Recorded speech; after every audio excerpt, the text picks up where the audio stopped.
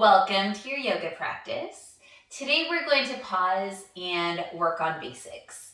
So we'll go through a pretty simple flow that is going to hit on most of the poses that you'll see in a typical studio yoga class, especially if you are doing any type of flow class or even beginners classes, you will see a lot of these poses. So things to have, definitely have 2 blocks. And if you'd like to have a couple blankets nearby in case you want to put some under your knees when we do poses where we are on our knees. So let's start in a child's pose first, which is a great resting pose to do. Whenever you get tired during a practice or when you just need a really good reset, it's one of the poses that you can definitely take. The way I'm sitting down right now is also a great pose that you can take. So we're just sitting in a Virasana in a hero pose. It's a version of hero pose where you just sit back on your heels. But let's get into our child's pose. Knees come to the wide edges of your mat. Your toes are touching. I'm just going to back up a little bit. And then start sending your hips back towards your heels, reaching your arms forward. Give a little tug to your pelvis so that way you're not arching your back a super lot. Hug your belly button towards your spine and your forehead comes towards the mat. Now, if that mat feels too far away, you can always use a block and place your forehead underneath the block. And this actually feels really good to me. So it's definitely an option. Or if you do feel comfortable reaching your forehead all the way to the mat, you can reach your arms forward. And the goal here is to breathe, to settle, to check in with your body, and to start grounding. Because we have so many points of contact here. We have our shins and the tops of our feet. We have our arms, we have our forehead, and our mat is cradling all of those parts. Our heart is melting towards the mat, and we're able to just banish any of the stress and get rid of any of those thoughts that are still there in our brains. So the beauty of this practice is that we can leave all of that outside the mat. It's always there waiting for us, but on our mat we get to be with ourselves. All right, so this is our delicious child's pose. From child's pose, start pushing into your hands and knees, and we come into tabletop. Bringing your hands underneath your shoulders, your knees stack underneath your hips. Really spread those fingers nice and wide and press into your hands. Belly button pulls in towards your spine. And we take a few cat-cow. So we'll inhale into our cow pose, dropping the belly down, chin up, chest up, and drawing your shoulder blades together. And then as you exhale, push the floor away with your hands, round your back, tuck your chin to your chest, and your shoulder blades are drawing apart. Inhale as you come back into your cat pose, belly down, chin up, chest up, shoulder blades together, and then exhale as you push the floor away, round your back, pulling those shoulder blades apart. And we'll do one more. Inhaling into your cat pose, long, slow, patient breaths. Dipping the belly down, shoulder blades together, and then exhale, pushing the ground away, rounding your body. So you round your back. Then inhale back into your neutral tabletop. Okay, so from here, tuck the toes under, and we're going to go into one of the most popular poses in all of yoga, which is downward facing dog. So with your feet, your toes tucked, start pressing those hips up and back, making an upside down V with your body. Start pedaling out the knees as you start feeling your way into this pose. And this is actually another resting pose. And the resting, honestly, will not feel that restful until you really get used to it. So let's check in with your hands. Looking at your hands, your pointer finger and or your middle finger are pointing forward. The wrist crease is parallel with the short edge of your mat. You're really pressing into all of your hand, even that knuckle underneath the pointer finger. The eyes of your elbows, so where you can see your veins, not where you can see your elbow, those are pointing towards the front of your mat. So you're externally rotating the arms. Shoulders are not up by the ears, they're drawing back. Your neck is relaxed. And sometimes you'll see a lot, if you look at the screen, you see a lot of people who round their backs so they're like this, they're super tense. You want to flatten that out. And at the same time, we don't want to be arcing that booty up like the way I'm doing now. We don't want a deep back bend in our lower back. So we hug our belly in, and it almost feels like you're rounding your lower back. So you want it to be straighter. And then send those heels towards your mat. They do not ever need to touch. They don't ever need to touch. But if they do touch, you can lift up your toes. All right, from here, we will make our way to a forward fold. There's lots of ways to travel forward. For this one, inhale up to your tippy toes. And then as you exhale, long exhale, as you just tiptoe forward, lots of little bitty steps. And then bring your feet hips width distance apart. Your big toes are pointing forward. Bend your knees generously and rest your torso on your thighs. Grab onto opposite elbows. And this is where you dangle. So sway side to side. Release the neck, release the shoulders here. Breathing into all the parts of your body that are releasing, all of the parts of your body that are relaxing here. So feeling all that tension melting from your lower back, feeling the opening in your hamstrings. Maybe you even bring your hands to your hamstrings and either massage them or give them a little punch to help them release. Drop your hands gently towards the mat. And keeping a nice bend in the knees, start rolling up to standing on an inhale. Reach your arms up. Look up at your fingertips as you reach up high. And exhale, hands to your heart. All right, so we're currently standing in mountain pose. In full mountain pose, our hands are by our sides. Palms are facing forward. And everything is stacking. And that is something that's super important in our yoga practice. That everything stacks on top of everything else. We're engaging all of our muscles and we are breathing. So we're going to slowly go through a sun salutation A so we can really discuss all of the different poses. And I'll be saying the names just in English, no Sanskrit, just so you can hear the pose names in English. It's usually how they'll call them, especially in all level classes. And classes that we try to make more inclusive because everyone doesn't know the Sanskrit names. In fact, a lot of people don't know the English names of these poses, and I take that for granted because I think that everyone knows what these poses are. So we'll talk about them as we go through them. All right, so inhale, your arms reach out. We're in a tall mountain pose. And exhale, you can bring your arms out or in front of you as you hinge at the hips, straight back, folding forward into your forward fold. So your hands can be next to your feet. They can come to blocks in front of your feet into your forward fold. As you inhale, bring your fingertips onto your shins. Look forward. Your back is straight and your neck is long. So your straight line crown of the head towards your sacrum. This is your halfway lift.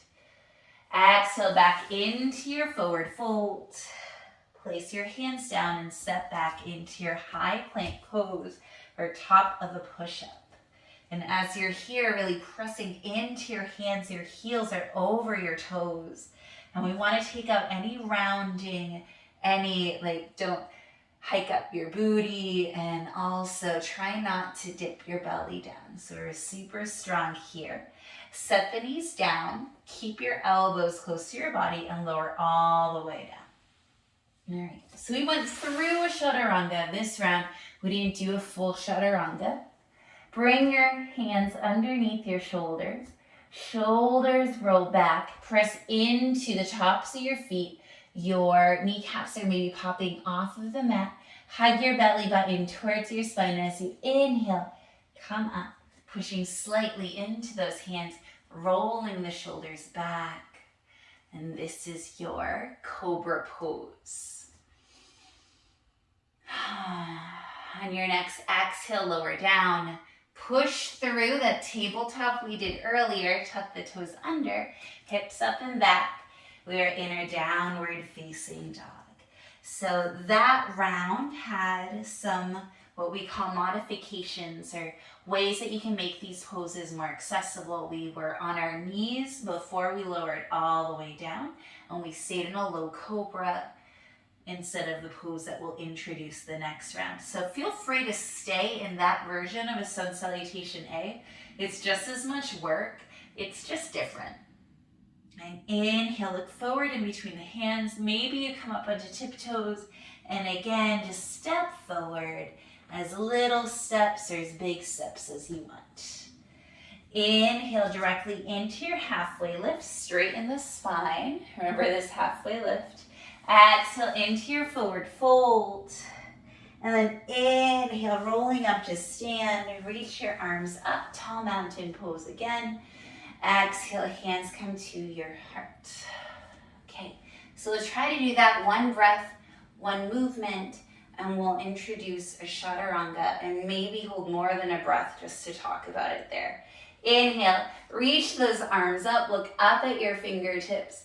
Exhale, hinging forward at the hips, belly button towards your spine as you come into your forward fold. You can also bring your hands behind your legs if you like a really deep fold. Inhaling, halfway lift. Remember to straighten that spine, really hit this pose. And then exhale, plant your hands down, step back into your high plank pose. Remember that you can drop down on your knees. And we're going to do a chaturanga. In chaturanga, we bring, it's like a push-up, but you bring your elbows back instead of out. And you can also drop the knees down to do that. Awesome. From chaturanga, untuck the toes and then push up. Your chest comes up, so you're doing an upward facing dog. This is like cobra pose, except the only things that are on the mat are our hands and the tops of our feet. And now we're going to push back, lifting the hips back and rolling over the toes back into our downward facing dog. We will do that again, just so that we can see it, we can hear the poses.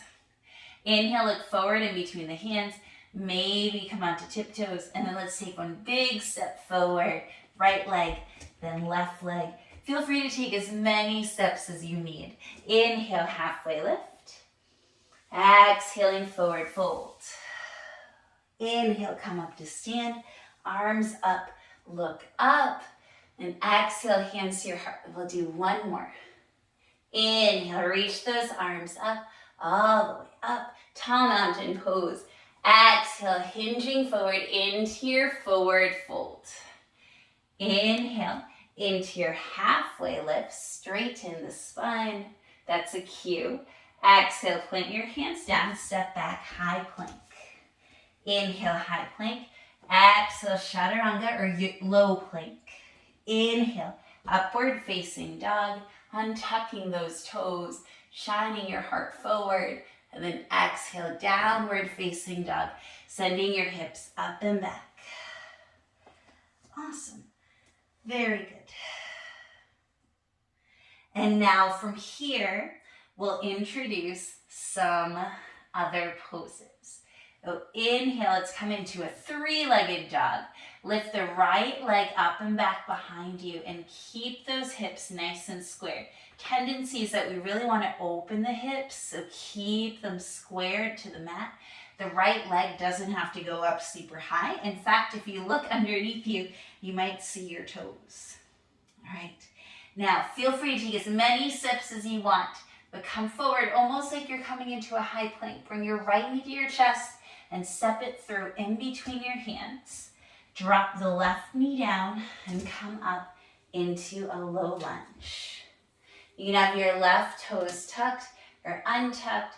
Reach your arms up here.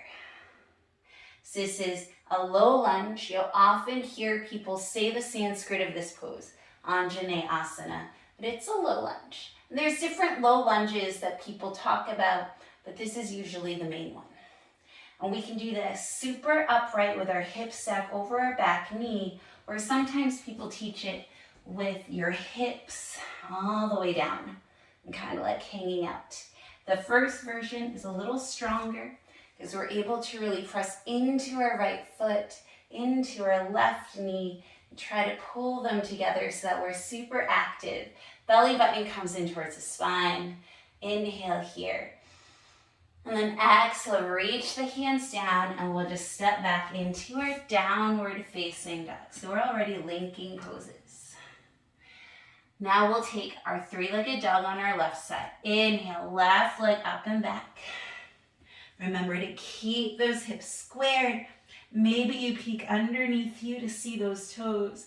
And then inhale, almost like you're coming into a high plank. Bring that left knee towards your chest to make room as you step it forward. Right knee down. Inhaling into your low lunge. So keeping nice and high in this one. And you'll notice that this time I untucked my toes. You can have them tucked, you can have them untucked, however you would like. And then draw those feet together. So you're pressing into that left foot and drawing your left heel towards your right knee. It turns on your legs, and then bring your belly button towards your spine, super strong. And strong in the arms. One last inhale here. Exhale, put your hands down, step back, downward facing dog. All right. Lift up your right leg again. Three-legged dog, keep those hips squared, and then step that right foot forward, rounding a little bit, bringing the right knee towards your chest. Right foot steps forward gently, and then drop the left heel down. That left foot is at an angle, and start coming up into your warrior one. So warrior one's a little funky because our feet are separated and we want to keep our hips squared towards the front. Really lunge that right knee over the right ankle. The right toes are pointing forward. Belly button comes in towards the spine, and we're really squaring our chest towards the front. Our hips are square-ish. We're anchoring on the back foot, so the heel is not lifted. It is down. And then if you would like to, you can reach your arms up. Bring that right knee even further. Right hip goes back, left hip comes forward. This is your warrior one, so much focus. Inhale here. Exhale, plant the hands down, and then just step back into your down dog again. This time, inhale the left leg up and back. Three-legged dog. And then exhale, bring that left knee to your chest as you step it forward. And then you spin the right foot down. Right toes are at an angle, so they're not directly pointing towards the right. And start coming up into your warrior one. That right knee lunges forward over the left ankle. Your hips are squared. Left hip is pulling back. Right hip is pulling forward. Belly button coming towards the spine. Maybe you reach the arms up. Coming down a little bit more. Trying to get that thigh parallel to the mat. Awakening your legs so much here. One last inhale here. Exhale, plant the hands down, step back, downward facing dog. Okay, so from here, we are going to start getting into a warrior two, and I'm going to flip around so that way you can see me, and I'm always going to be facing you. We'll do a few very common standing poses and kind of flow through them. Now inhale, that right leg goes up and back. Three-legged dog, getting used to that, right? And then exhale, that right foot comes forward in between the hands. This time, when you spin the left foot down, the left toes are pointing out to the side. And your right heel is going to almost line up with the middle of that left foot. And then come up. And this time, instead of the hips pointing forward, like in warrior one, they're almost pointing all the way towards the long side of the mat. For some of us, it feels really good to have them pointing all the way to the side, but you might have a little bit of an angle depending on the structure of your body. Arms are out, they're extensions of your shoulders. So your shoulders aren't super high, they're down and back, and your arms are strong. We don't want to be making stop signs, but we want our hands to be an extension of our arms. And then sink a little deeper into that right knee and bring your right hand just for a moment outside of the right thigh and push into that right hand. You want the knee to track over the last two toes, and then pay attention to the hips. We don't want them to be dipping in either direction. We want them nice and level, and your shoulders, instead of pointing them forward or back, are directly over your hips. Bring your belly button towards your spine. And your feet act like you're drawing them in, like you're trying to make a mountain in the middle of your mat. It's a lot of different things to keep in mind in this warrior two. Maybe you saw my hand goes up when I don't think about it. All right, so from here, we'll reverse our warrior. Keep the lower body the same. Flip the front palm. Lift the right arm up. Left hand goes down the left leg. And this is a side bend. So we're opening up on the right side. This is reverse warrior. And come back through your warrior two into extended side angle. Bring your right forearm to your right thigh lightly. And then reach your left arm up. And so everything is stacking. Your left shoulder is stacking over your right shoulder. Your left hip is stacking over your right hip. And your right knee stacking over your ankle. And then do a little check. Can I lift my elbow up? We want to be using that core. An extended side angle, you also have the option to reach all the way down on a block. Or you can hover your hand as well. But for right now, you can keep your forearm on your thigh. And you can always keep your forearm on your thigh. Inhale, come back into that warrior two, and now straighten that right leg. Walk your left foot in slightly. Your arms are still out. Our hips are still square to the long edge of the mat. And little micro bend in the legs, keeping them strong but straight-ish. Reach that right arm forward, and then tip. That right hand comes to your shin. Maybe it comes to a block inside or outside of your leg. And again, lots of stacking here. So left hip stacking over the right. We don't want to be turning like this. We want to be opening towards the side. And then this right shoulder wants to pop out, bring it in, and then smooth everything. We want to be elongating even this underneath, this right side, elongating the left side, and making all these wonderful triangle shapes that make us so strong. So this is triangle pose. Your gaze can be down at your hand, it can be out in front of you, or you can look up at that top thumb. Okay, from here, pretend that I'm pulling your hand, come up, and then settle into that warrior two again. Let's reverse our warrior, so keep the lower body the same. Flip the front palm. Reach that right arm up as the left arm trickles down. And then we're going to do something called cartwheeling, where you bring both arms down to frame the front foot. And then step back to, you guessed it, downward facing dog. And settle in your downward facing dog. You can always take a child's pose at any time. All right, so we do the other side now. Inhaling, left leg up and back into your three-legged dog. Hips are squared. Step the left foot forward in between the hands. This time, coming into a warrior two stance. So your right toes are pointing directly to the side. Your left heel intersects with the middle of that right foot, and we come up. So warrior two, the hips are open towards the side of the mat instead of towards the front of the mat. So it is a good hip opener. Our right knee is, our left knee is going over our left ankle. And you can bring your left hand to the outside of the left leg so you can press against it. So we want that left knee to be tracking or moving towards the last two toes. You can extend your arms if you haven't already. Your shoulders are down and back. Your arms are extensions of those shoulders, and your hands are extensions of those arms. Your gaze, where you're looking, is towards the left middle finger.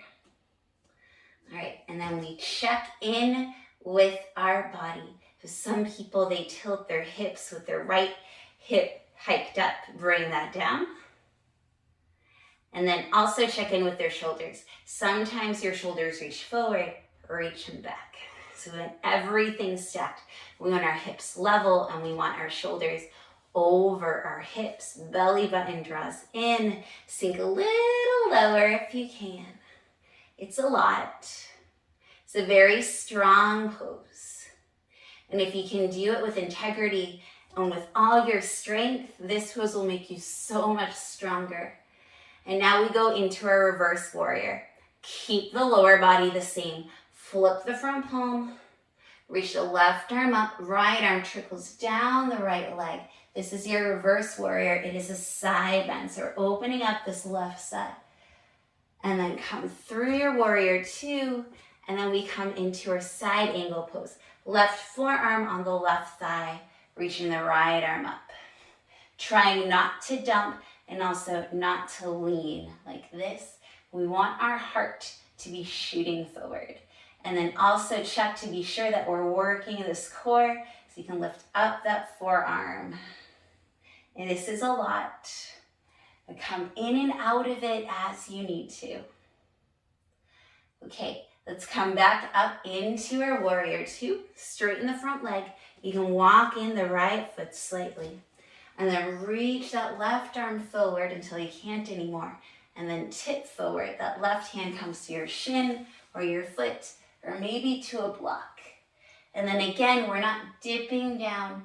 We're shining to the side. Reaching that right arm up. And like you're a piece of toast fitting into a toaster. We want all of our lines to have integrity. Bring your belly button towards your spine always. Bring this left shoulder in. Smooth out all the lumps and bumps from anywhere that you're like pressing too high. And feel this wonderful triangle pose. I love triangle. And again, the gaze can be down, it can be straight ahead of you, or it can be up at your thumb. Pretend that I'm reaching your hand and pulling it up. Come back up to stand. Bend the front knee. That left knee, come back into your warrior two. And then we go into a reverse warrior, flipping the front palm, lifting that left arm up, right arm goes down and back. And then we'll cartwheel our hands forward to frame the left foot, step back, downward facing dog.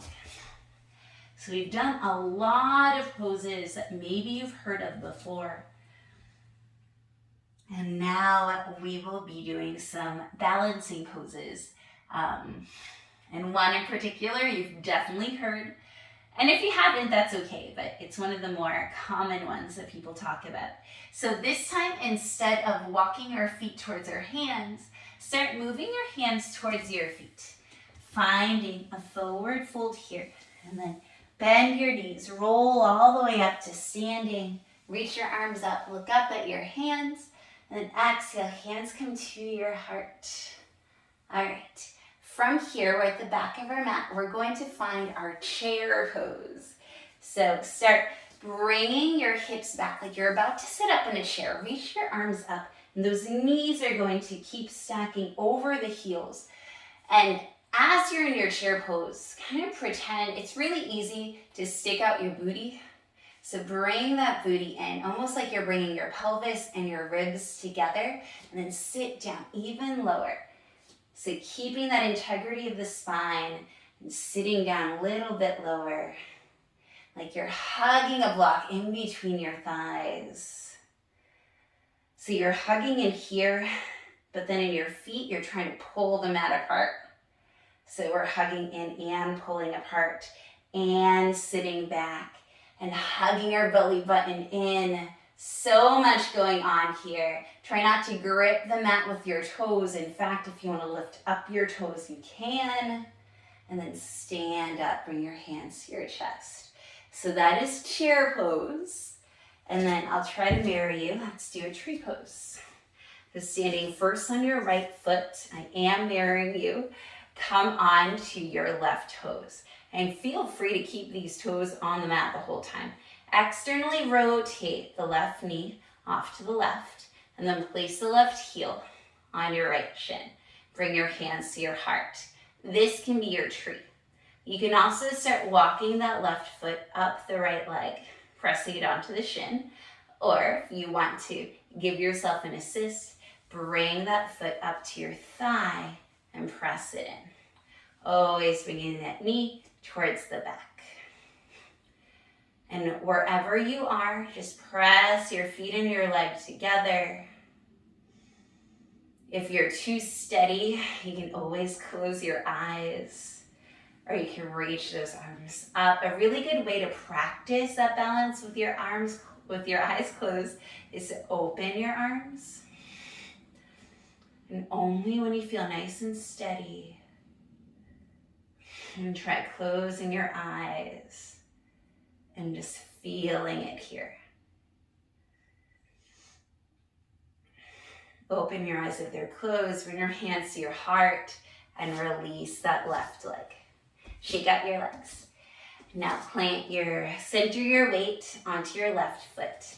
Externally rotate the right leg. You can leave your toes on the mat. It's a little kickstand. And then that right heel can go right above that left ankle. Or you can start bringing that foot up. You just don't want to ever put pressure on the knee, because that will add up over time and it won't be good. So really pressing that foot and the leg together. And it's okay if you find that a side is definitely more rickety than the other.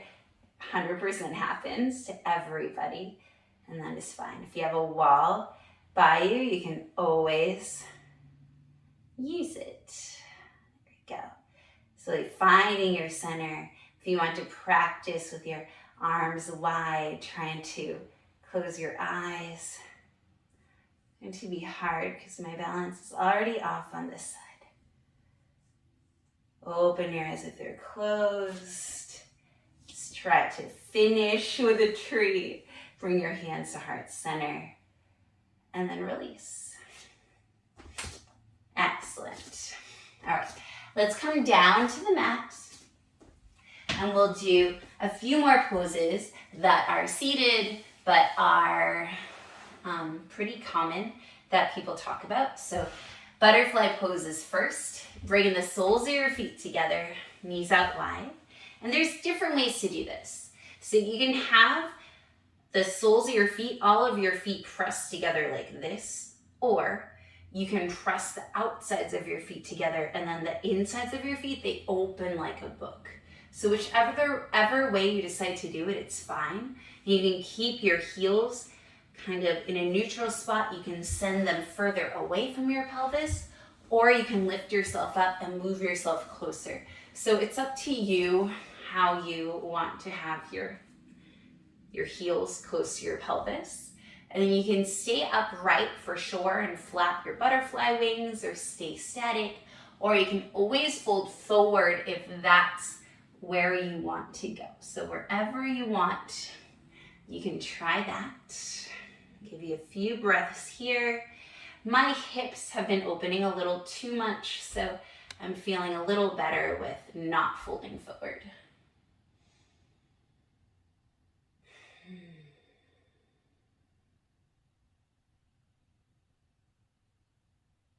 All right.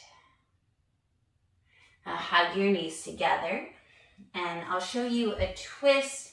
I'll show you from the side. Extend your legs out in front of you. Hug your right knee to your chest. And there's a few versions of how we can do this, but I'm going to let's leave our right knee, our right foot on the inside of the left leg. Instead of bringing it outside, let's leave it inside.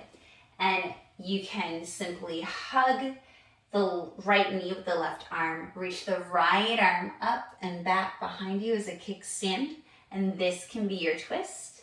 Be sure to flex that left foot, look over the right shoulder. Every inhale makes you taller, every exhale sends you further into the twist. You can also reach the left arm up and sneak that left elbow outside of the right leg. And that just takes you a little bit deeper. You don't need to go deeper into it, but always extending that spine. Good twist is always just so refreshing. And be very gentle as you come out of it. Extend the right leg in front of you, and then I'll spin around so that you can see. Bring that left knee to your chest. Hug the left knee with your right arm. Reach your left arm up and back, making a kickstand, and you can stay here. If you want, you can look over your left shoulder. Every inhale elongates your spine, and every exhale takes you deeper into the twist. You can stay here, or you can reach your right arm up and then sneak that right elbow outside of your right thigh. Flexing that right foot the whole time, pressing the entirety of your right leg down.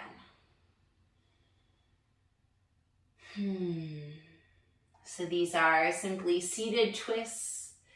That's usually what they're referred to. There's different ways to do them. I find this to be more accessible for most just because it's easier to keep your sit bones both grounded. In other parts, like once you take your foot to the outside, it's hard to have them even. So I prefer this for a twist. Unravel. And then come down to your backs. I am going to spin around. Have a block nearby. We are going to get into a bridge pose. So let's do it with a block squeeze. So bring the block in between your thighs. Your feet are hips width distance apart. Your heels are close enough to your glutes that you can kind of tickle your heels with your arms. It's okay if they're a little further away. It's actually a little better if they are. Sorry, I'm yawning. Bring your arms by your sides and then start pressing into your feet as you lift your hips up and your tailbone up, and you can adjust that block as you go a little bit.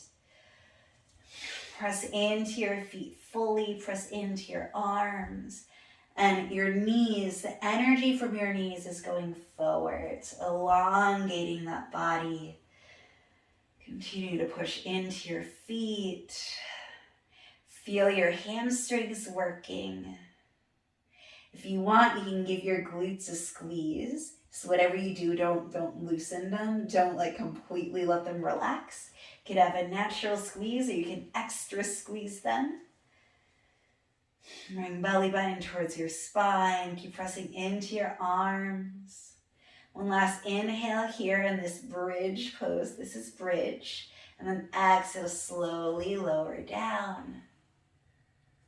And then we'll take a waterfall pose or a supported bridge with our legs up. So again, press your feet into the mat and then sneak this block in its lowest setting underneath your sacrum.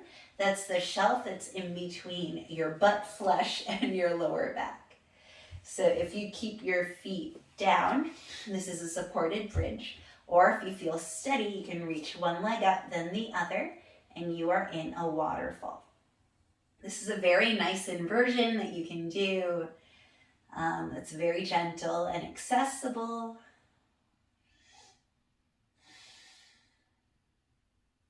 And it's like a waterfall. All the fluids, all the energy, other yawn, is flowing down your legs.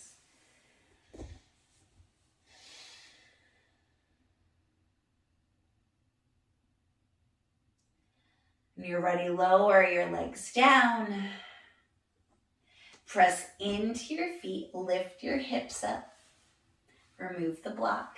And then we're going to take some rocks and rolls. Hug your knees to your chest and then start rocking back towards your shoulders and then up towards your sit bones. So sometimes this is a way that we transition. Let's do it one more time, rocking back and then rocking forward, and then make your way back into your downward facing dog. And then we'll get into some pigeon poses. Really, this is called half pigeon. And we'll get to do that three-legged dog again. So inhale that right leg up and back, three-legged dog. And then bring your right knee, bring it behind your right wrist. Settle down that right shin and walk your left toes back, coming into your pigeon pose. Untuck the left toes, elongate your back, and then come forward any amount. Getting into that right hip, the right outer hip, a little bit of the glutes. So this is a very relaxing pose for a lot of people. It's a good way to get into your hips. Breathing here, enjoying your half pigeon pose. For full pigeon, it involves a back bend. So you kick up that left foot, you come up and you bring your head to your foot. And there's also double pigeon. This is our half pigeon pose. Bring your hands to the mat. Tuck your left toes under. So that's when you press your toes into the mat. And then bring your right leg back, coming into your downward facing dog again. You can pedal out your knees if you want. All right, other side. Inhale, left leg up and back. Last three-legged dog of the practice. Bring your left knee behind your left wrist, settling that left shin down, walking the right foot back, finding your pigeon pose. Inhale here, untucking those right toes, and then exhale, coming forward any amount. All right, so we've definitely worked through a lot of the more common poses that you'll see and hear in a typical yoga class, and sometimes you won't see all of those, and sometimes you'll see other ones. It all depends on the style of yoga that you're participating in and what your body's calling for. So instead of going back into our downward facing dog, swing your right leg out in front of you, and then let's come onto our backs. And we'll take a nice twist, and this twist will be super gentle. So we often end a practice with some supine or reclined twists. Bring your arms to a nice cactus, bring your feet to the wide edges of your mat, and then take your knees over to the right, bring them up, take them over to the left, get rid of anything that's in your way. All right. Windshield wiper those legs a little bit more, and then the next time that your knees are over to the right, let them stay.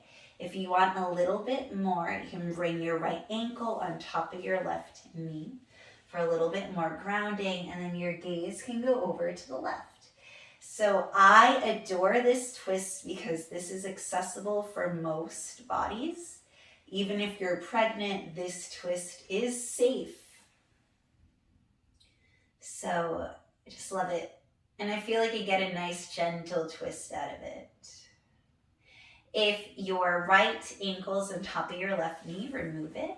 And then windshield wiper those knees over to the left. If you want a little bit more, you can bring your left ankle on top of that right knee. Gaze over to the right. This is our final pose before we settle into a short Shavasana. Shavasana is corpse pose. If you have your left ankle on top of your right knee, remove it. Bring your knees up. And then start walking your legs out. Your arms can go by your sides. Close your eyes and settle. So I like my legs are off of the mat right now. I like my heels each at a different corner of the mat, and I like my arms slightly off of the mat. But feel free to take up more or less space. And why do we do this corpse pose, this final resting pose that is one of the hardest poses in yoga?